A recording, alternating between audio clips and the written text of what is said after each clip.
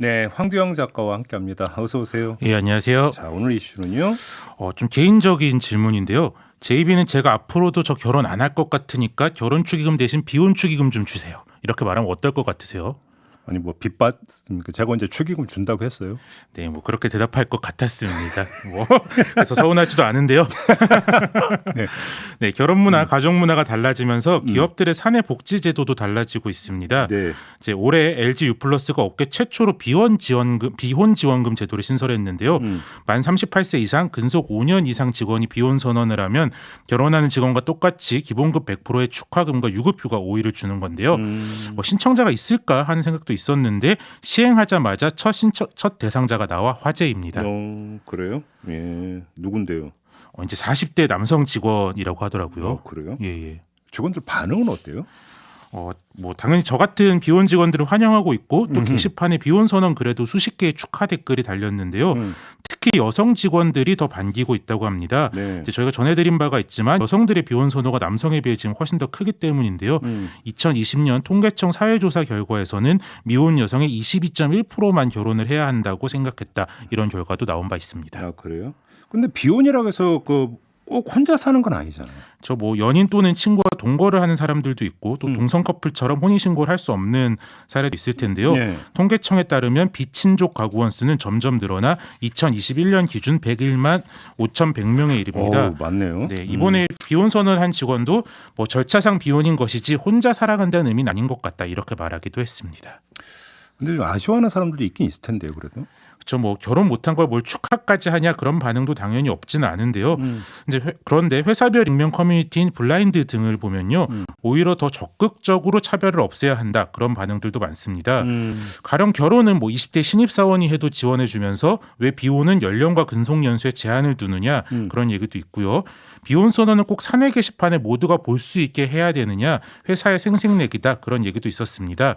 뭐 아직 비혼에 대한 사회적 차별이 있는 만큼 더 세심한 고려가 필요해 보입니다.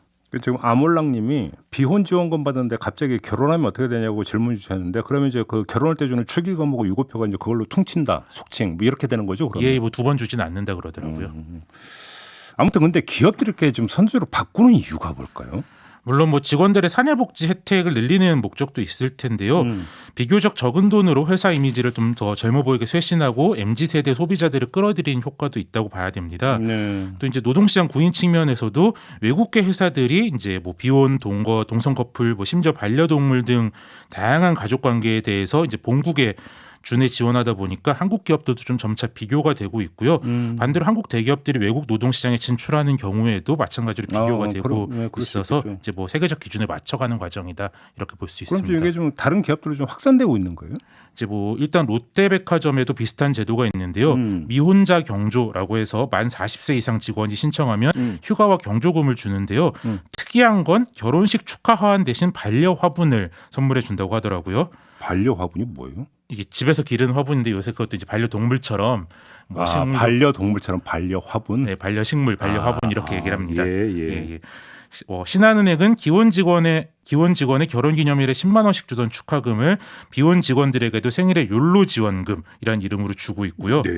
또 기업은행의 경우 생활 본거지가 아닌 타지로 발령 났을 때 원래 기혼자에게만 격지 부임 여비를 지원해 줬었는데요.